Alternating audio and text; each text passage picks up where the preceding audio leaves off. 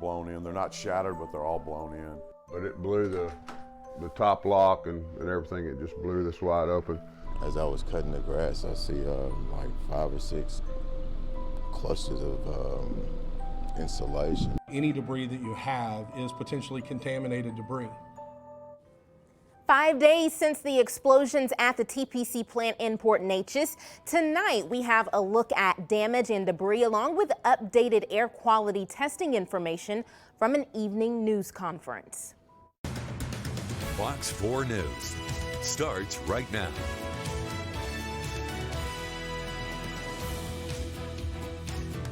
Air monitoring, structural damage, and remaining fires. We're continuing to follow the aftermath of the TPC plant explosion in Port Neches. There are some new developments from today to catch you up on. The Unified Command Center tells Fox 4 there was a loud noise around 8:45 this morning, but Jefferson County Judge Jeff Brannick tells us it was from equipment settling and there's no cause for concern. The judge also tells us all towers inside the plant are expected to fall or either be taken down.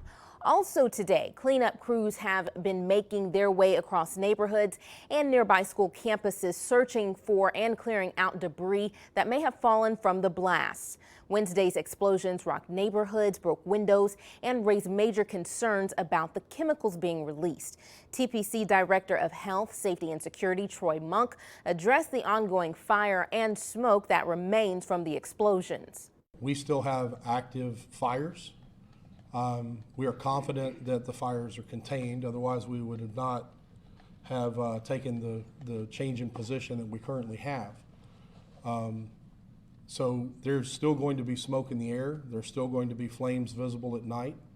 That is going to be addressed as quickly and as safely as we possibly can. And we learned a lot of new information from the news conference this evening. A big step towards normalcy will take place tomorrow when Port Neches Groves ISD students return to class. They had been out on Thanksgiving break when the explosions happened, and because of cleanup, had an extra day off. Fox 4's Angel San Juan was at Port Neches Groves High School for the update on the recovery process. Angel, you join us now in the studio. Good evening. Hi, Kimberly. Judge Brannick says only one fire remains burning at the TPC plant. And of course, we also learned the investigation into the cause could take 12 to 16 months. Port Neches tonight is a community that's cleaning up. Broken windows are boarded up and insulation blown out by last week's blast is now bagged up on driveways. There have been more than 4,000 calls to the TPC hotline as those who suffered damages to their property file claims. Residents forced to evacuate can also report those expenses. TPC says the calls are prioritized with residents in the worst situations getting preference. Today, 50 claims representatives were on the ground. That number will double tomorrow.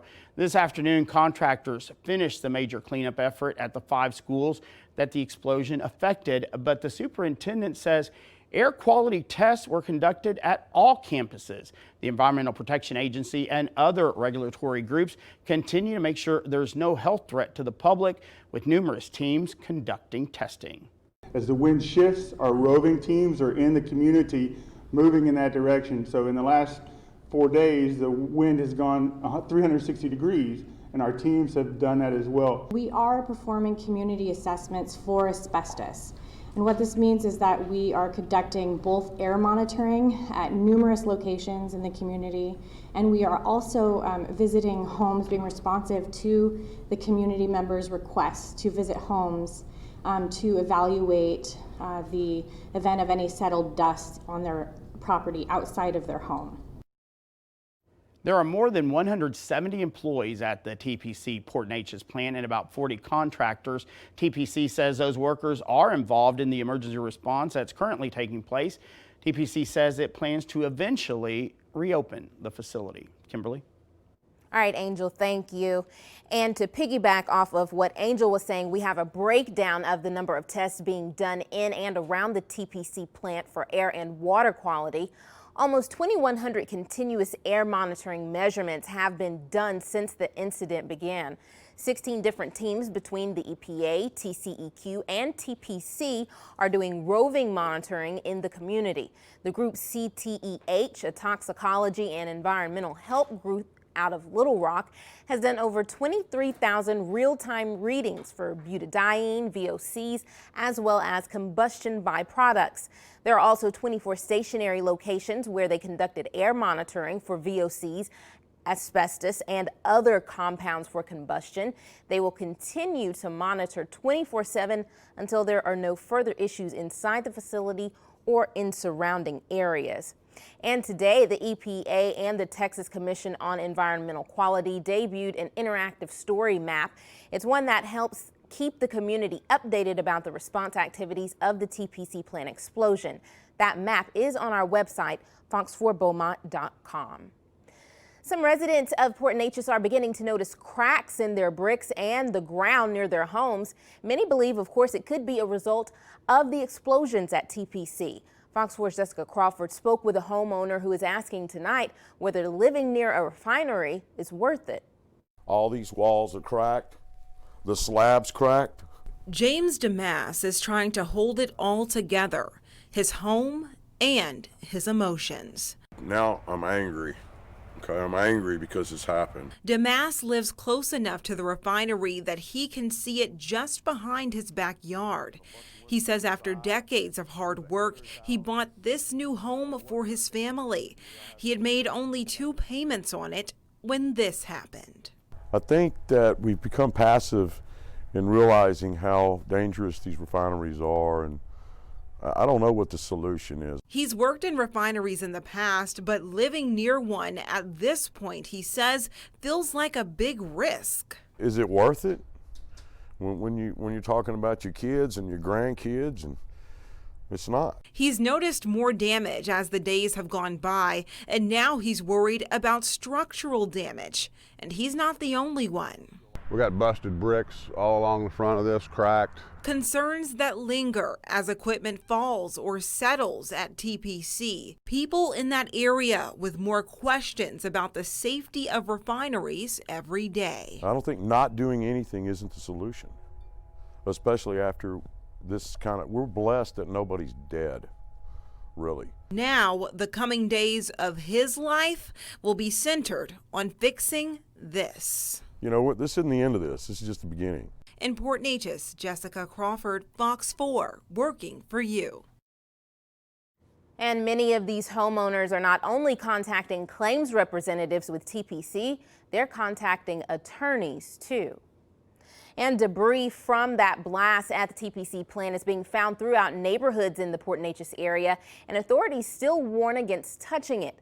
Fox 4's Han Bradford reports on how residents are getting help with the cleanup.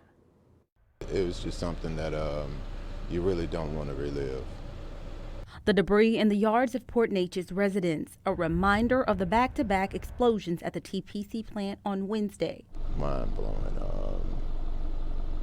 The explosion and everything that took place over there with them, I mean, you know, that's catastrophic on their end, but you also have to look at the people who's going through it. It brings chaos inside the home.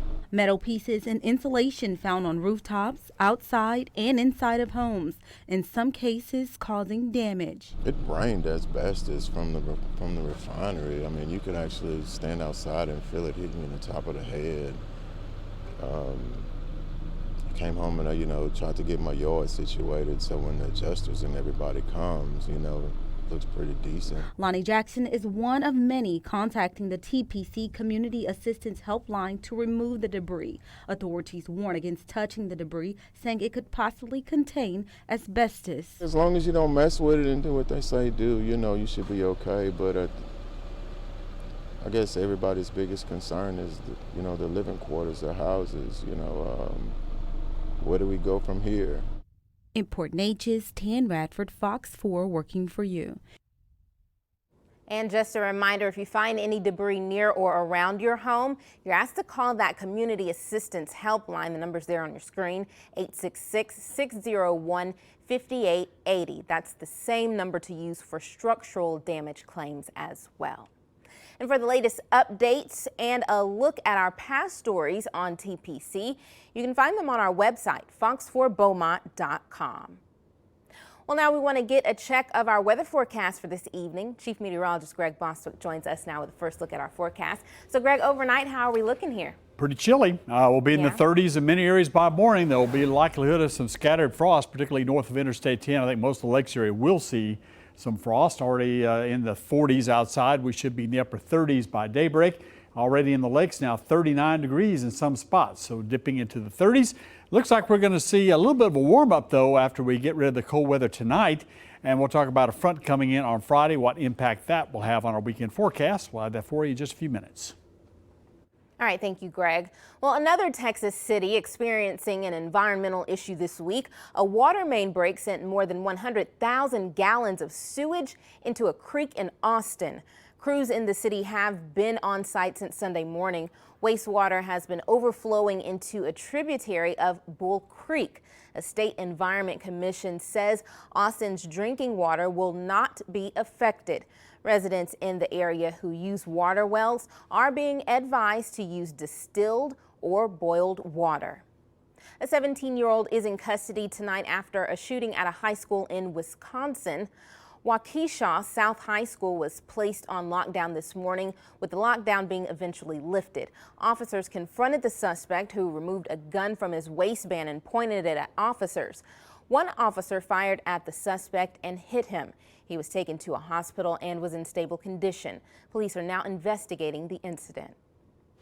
Still to come, children face many unintended dangers inside the home, especially in places like the laundry room. Our upcoming Consumer Report examines what kinds of dangers are lurking around. And winter storms in another part of the country bring tense travel conditions to the West Coast. And we're still looking at some pretty chilly temperatures for tonight. Not much cloud cover, that's for sure.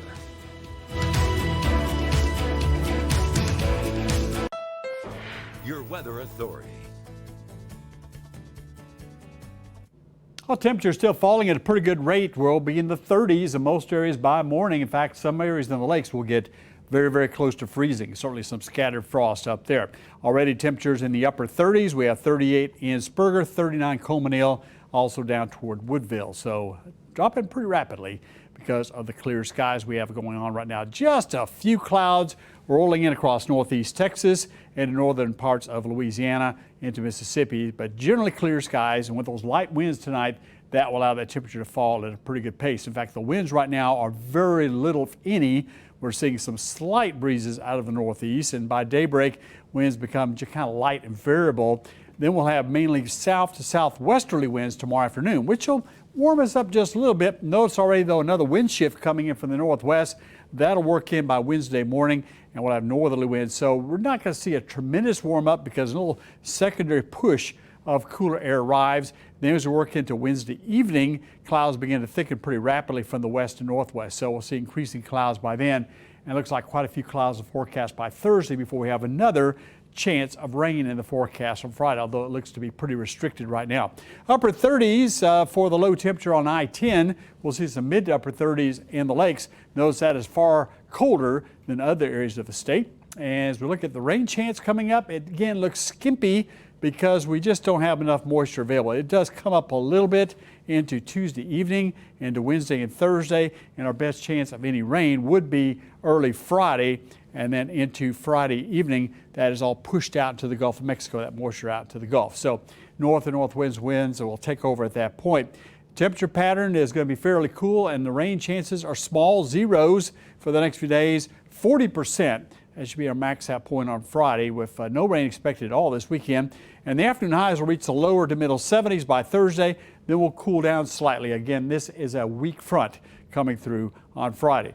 We're going to watch for the possibility of a stronger front, though, early next week. So the jet stream kind of diving back down to the center of the country. It still looks like the main bulk of the cold air will be up in this area, the Midwest into the Great Lakes, but we'll get a pretty good push of cooler air and other chance of rain on Monday.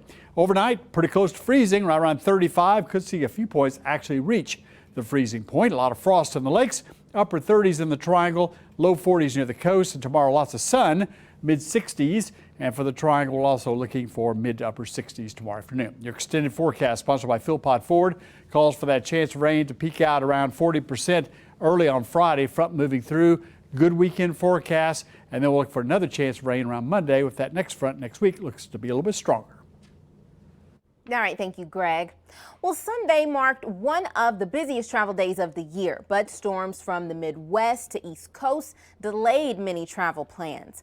Fox's Lisa DeSosa has more. Packed TSA lines, check-in for United Airlines sneaking down not one but two hallways. It's more than just a busy day to fly. We found a quiet corner over there and took a nap for a few hours.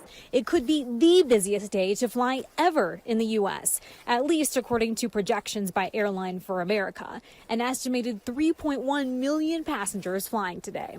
We're stuck until about 3 o'clock carrying checked bags. Sarah, catching a flight home to Alaska, was hoping to have a friend from Wyoming visit her here at the airport. She sent me a picture of the map and just all the roads are closed. High winds and winter weather in our area leading to canceled plans. We tried to go to Loveland Ski, but there was like a rock slide, so they closed the road, so that kind of sucked. Lisa, flying back to Connecticut with her family, feeling lucky to catch an on-time flight with a snowstorm pounding the East Coast. Very, very fortunate, especially with the holiday travel, so just happy to get home and hopefully no issues. So with all of those delays and layovers, how are people supposed to pass the time here at DIA? I mean, half the Great Hall is under renovation. How do you pass your time at the airport?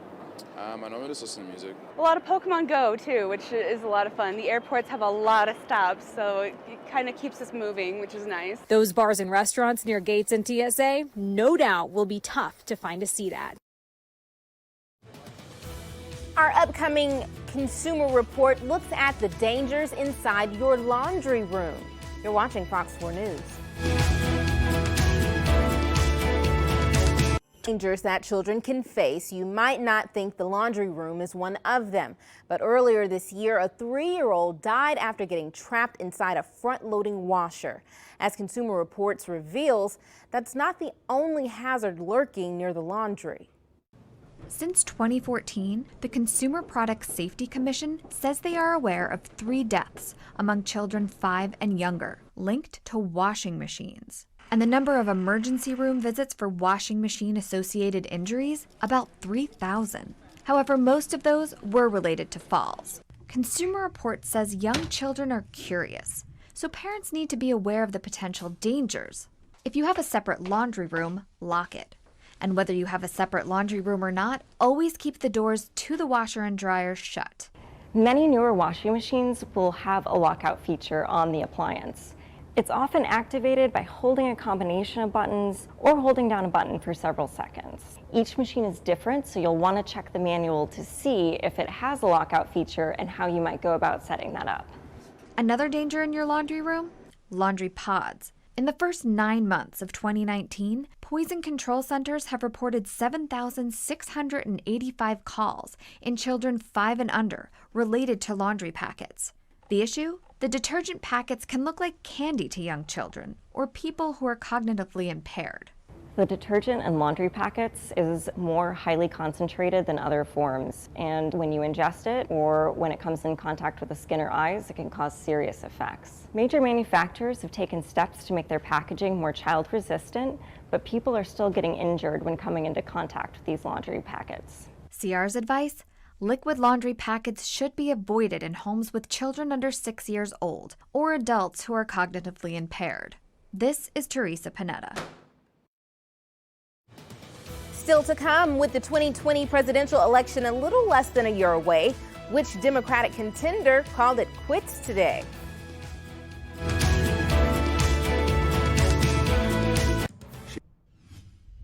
Over the course of the past couple of weeks, we've been inundated with impeachment hearings, rundowns, and summaries as Congress tries to get to the bottom of President Trump's July 5th call with the Ukraine.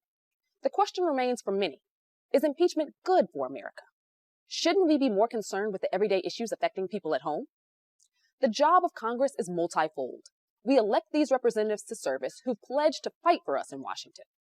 They are to take up our local issues in education, healthcare, employment, and others. Meanwhile, they have the weighty responsibility to declare war. They also serve as a check on presidential power. President Trump's behavior leading up to and during the call with Ukrainian President Zelensky raised red flags. Enough for a whistleblower to come forward. At every turn, Trump has threatened that individual and attempted to reveal his or her identity. Congress has a constitutional duty to investigate the allegations brought against Trump.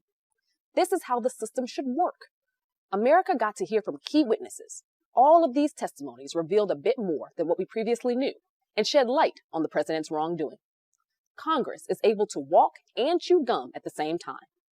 Democratic leadership has been working throughout this process. They've passed hundreds of bills and have put forth the strongest and most diverse group of presidential candidates the country has ever seen. Let's get to the point. Unlike Trump, Democrats aren't leading by tweet. They're leading with action and holding the president accountable at the same time. Now here's a different point of view. The House Democrats' impeachment hearings continue this week, but the White House has stated that it will not participate. The House Judiciary Committee is set to hear from legal scholars on Wednesday as the committee works to determine whether President Trump's actions regarding Ukraine met the constitutional standard for impeachment. It doesn't take a legal scholar or a law professor to know that the president did not do anything wrong. It takes 2 eyes and a basic reading proficiency to be able to read the transcripts of the calls between President Trump and Ukrainian President Zelensky. Anyone with a shred of honesty who reads those transcripts has to conclude that the calls were proper. Also, the House Judiciary Committee is holding its first public hearings on impeaching President Trump while he's representing our country in Europe at the NATO leaders meeting. Does that sound like right or proper process to you? It doesn't to me. The Democrats' contrived impeachment inquiry has been totally exposed for the partisan hit job that it is, and the American people are tired of it. The whistleblower and his attorney have been discredited, and the hearings so far have revealed no evidence whatsoever of any illegal activity. Here's the bottom line.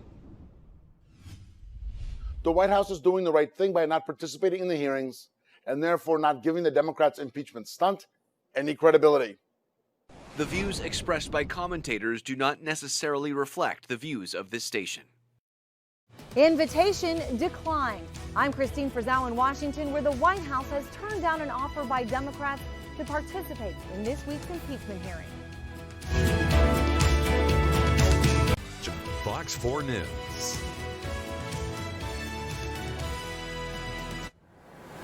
The White House will not be participating in this week's impeachment inquiry hearing by the House Judiciary Committee, and the list of reasons why is a long one. It centers around what the White House lawyers call a, quote, complete lack of due process and fundamental fairness afforded to the president. Here's Sinclair National correspondent Christine Frizzell.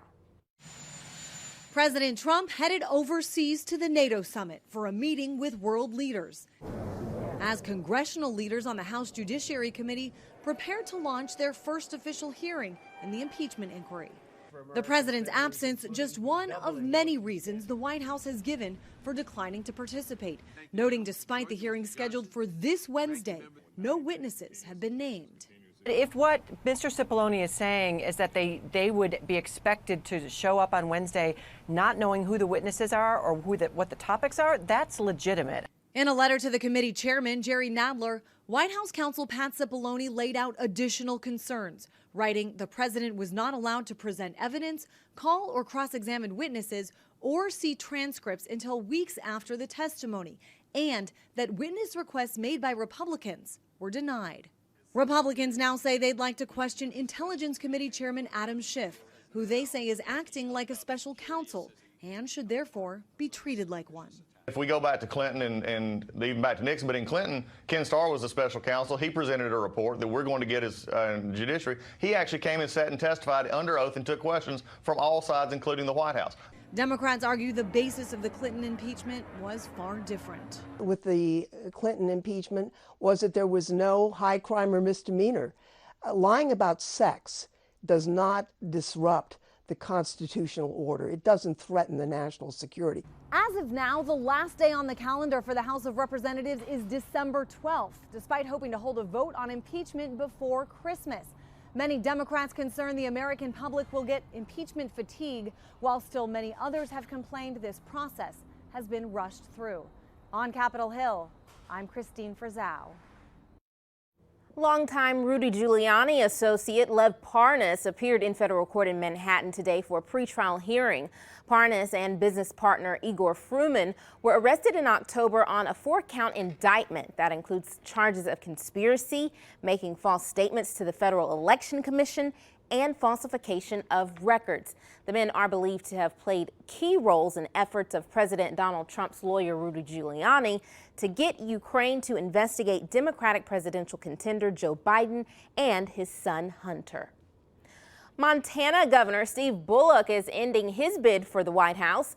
Bullock announced his decision today to suspend his campaign for the Democratic nomination. He entered the race in May, much later than many of his opponents, which complicated his early efforts to make the debate stage.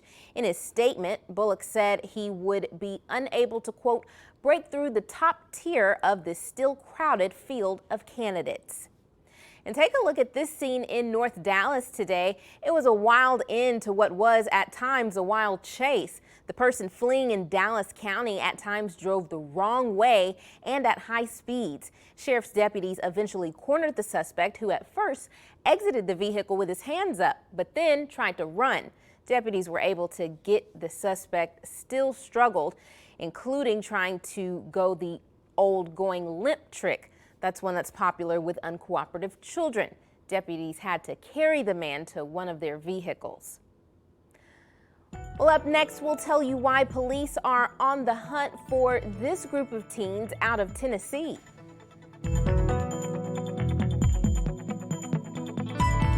Hunt continues tonight in Tennessee for 4 teens who escaped from a juvenile detention center. 15-year-old Calvin House, 16-year-old Decorius Wright, and 17-year-old Morris March and Brandon Carruthers all fled the detention center in Nashville on Saturday night. Police have labeled the 4 teens as dangerous. Wright and Marsh are both facing murder charges, while House and Carruthers have been charged with armed robbery and gun possession. Well, at least 20 people die after a bus left off the road and tumbled down a hillside in northern Chile. Officials say the bus veered off a winding road and plunged down a ravine. Rescue workers had to navigate loose rocks in the ravine to attempt to get to the victims. This crash happening on the heels of 2 fatal bus crashes in Peru that happened within days of each other in late November, and with similar results. The buses plunging into ravines, forcing difficult rescue attempts by workers. Well, a bizarre mishap in the air. An evacuation slide falls off a Delta plane mid-flight and crashes into someone's yard in Milton, Massachusetts. All of a sudden we heard a big whoosh, wham, and we both turned around and looked and saw what looked like a tarp on the ground. The FAA says the Delta flight from Paris was approaching Logan International Airport for landing yesterday when the pilot heard a loud noise. Neighbors on the ground also heard a bang, and when they looked outside, they saw the evacuation slide on the ground. The FAA says the plane was inspected after landing and was missing the right rear evacuation slide. No one was hurt, though, and Delta is investigating. Well, it may sound like an odd hobby to pick up, but it's growing. Find out the intrigue behind axe throwing. This next story may be surprising, but axe throwing is drawing more interest as more people try their hand at the sport. Fox's Anita Roman speaks with a coach about why it's so popular. All right, so you have 2 different size axes. You have 12-inch and 15-inch hatchets that you can use here. Jordan Ruzicka is an axe coach. You can either do a 2-handed throw. You can also just do one-armed throw. I find this to be a little bit easier for myself. You don't have to put a whole lot of effort into it. You want the axe weight to carry and do all of the work for you. He's also the owner of Hot Shots Axe Throwing in Tempe. Axe throwing is a sport, kind of started about 10 years ago in Canada. It's been in the U.S. for a little over 5 years now. A sport Ruzicka says is growing in popularity. It's just different than an activity most people are used to. You have different games that you can play with the axes and the targets, and then there's also official leagues that you can join with the World Axe Throwing League, or WADL, which we're a member of as well. There will be a league night, plenty of opportunity for lessons. You can spend about 90 minutes in a lane aiming for that bullseye. Anybody can do this, right? This is an activity that It might seem difficult to some, but it's really not that hard. We instruct you on how to do it, and then it's just a matter of repetition and practice. Anita Roman, Fox 10 News. I don't know if anybody can do it, because I know I probably can't. But anyway, Chief Meteorologist Greg Bostwick will join us after the break to give you a look at your overnight forecast, which includes some chills. Stay with us. Your Weather Authority. Well, temperatures still falling at a pretty good rate. We're dropping into the upper 30s now across many areas of the lakes. Coleman 37, 30 at Spurger, 39 down toward Warren. There are a few clouds up to our northeast, drifting down across Mississippi, kind of thinning out some up toward the Dallas area. We're going to have a lot of sun, though, the next few days. Very little, if any, chance of a lot of cloud cover until we get to really about Thursday when the clouds will thicken up. Winds will be light and variable tonight. That'll allow the temperature to keep on falling. We work toward daybreak, also light winds. Now, coming up to the afternoon, the winds will turn around out of the south and southwest just briefly because there's another weak surge coming down across North Texas. The wind shift here out of the northwest. That'll work down across our area by Wednesday morning, keeping our temperatures in the 40s for overnight lows. Then we're working a Wednesday night and Thursday. We're looking for clouds start to thicken from our north and northwest. As far as lows tonight, some of the coolest weather anywhere nearby will be right up in the lakes, mid-30s, 35 also up toward Amarillo. And looks like our rain chances very skimpy with this next front coming in on Friday. Moisture levels will rise just a little bit, still pretty dry with the bulk of the moisture out there in the Gulf of Mexico. So the coverage range is only 40%, and that's really kind of toward late to Thursday night into Friday morning as moisture reaches its peak and it's kind of pushed out here into the Gulf of Mexico and away as we work into Friday. As far as the temperature pattern, it's going to be pretty cool, and our rain chances are going to be low. Near zero right on into Thursday, 40% on Friday, and zero on Saturday. Temperatures a little bit warmer into the 70s by Thursday, dropping to the 60s for highs by Friday and Saturday. And as we work into next week, next Monday, jet stream diving back to the south and have a lot of energy back to the west and northwest here. So there's a chance of showers with that, and we'll see some colder temperatures working as well as we work into the early part of next week. As far as that extended weather forecast goes, we'll have that for you in a second. It's going to call for lows to be fairly cool. We'll have mid-30s for tonight for the lakes. It looks like upper 30s for the triangle generally. And then tomorrow, lots of sun. We should reach about 65 for the lakes and upper 60s for the triangle tomorrow afternoon. Your extended forecast looking good. We have that small chance of rain coming up for Friday. Otherwise, no rain expected for this upcoming weekend. All right, sounds good, Greg. Thank you. Well, the Lamar women's basketball team look to take flight against LeTourneau. We'll head inside the Montaigne Center to see if the Lady Cards could get it done. It is sponsored by Nissan. Let's go to the Nissan Sports Desk with Mike Friedman. They say that rest is overrated, and for the Lamar women's basketball team, they aren't interested in taking time off. After splitting 2 games in California this past weekend, the Lady Cards returned home to host a non-conference game tonight.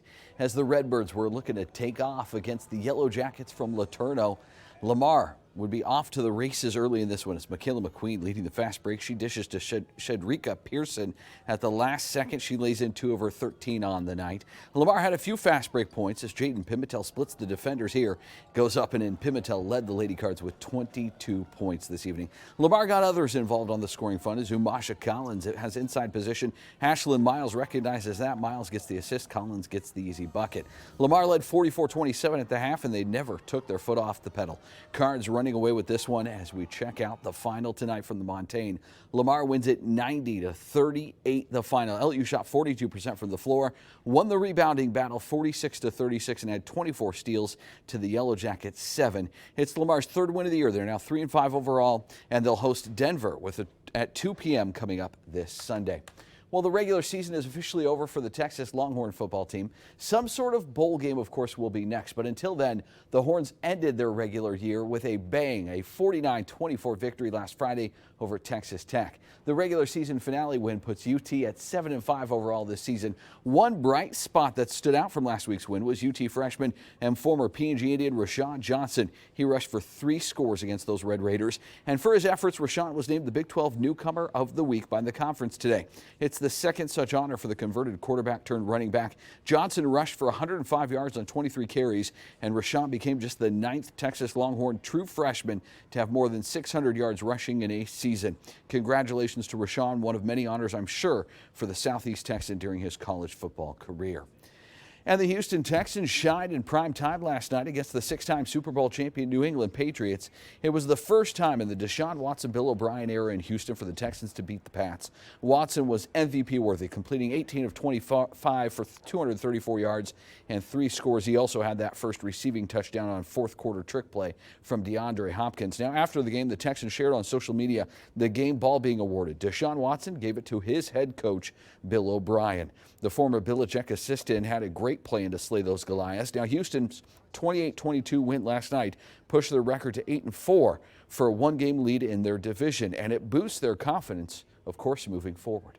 Honestly, everyone is big, but of course, you know, against a team like the Patriots, who's been doing it for so long, and you know, with the talent and the things they've been doing for this season, it was big for us. It builds our confidence. It builds the momentum for us to continue to try to push on, and it just shows us and shows the world that we can play with anybody at any given day if we come up and play. So. Now, the best team in the AFC is the Baltimore Ravens after their win yesterday against the 49ers. It's crowded, of course, 10-2 at the top of the AFC, but the Ravens have rattled off 8 straight and hold the tiebreakers to put them atop that race. After the win yesterday, Orange, Texas native Earl Thomas III sharing that he was awarded the game ball for defense. ET3 only knows one speed. That's full blast every time he's involved on a play. The Ravens are one of the favorites to compete in the Super Bowl this year. Best of luck to Earl and his new team on reaching their goals. This segment is sponsored by the Ferguson Law Firm. And tonight's winning moment takes us to the rink in Hershey, Pennsylvania, where the Hershey Bears hockey team set a new world record yesterday.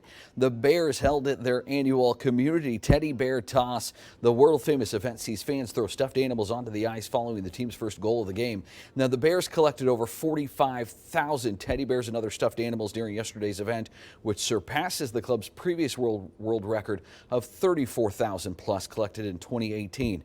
The stuffed animals are then collected, donated to around 40 charities ahead of the holiday season. The organizations that they donate include schools, food banks, churches, Lions clubs, as well as the Children's Miracle Network and the American Cancer Society. Fantastic. That's tonight's winning moment.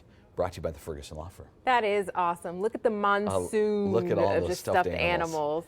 That is awesome. Fans Good for came them. ready for sure. Yes, they did. That is quite the sight. Yeah. All right, thank you, You Mike. bet, sure thing.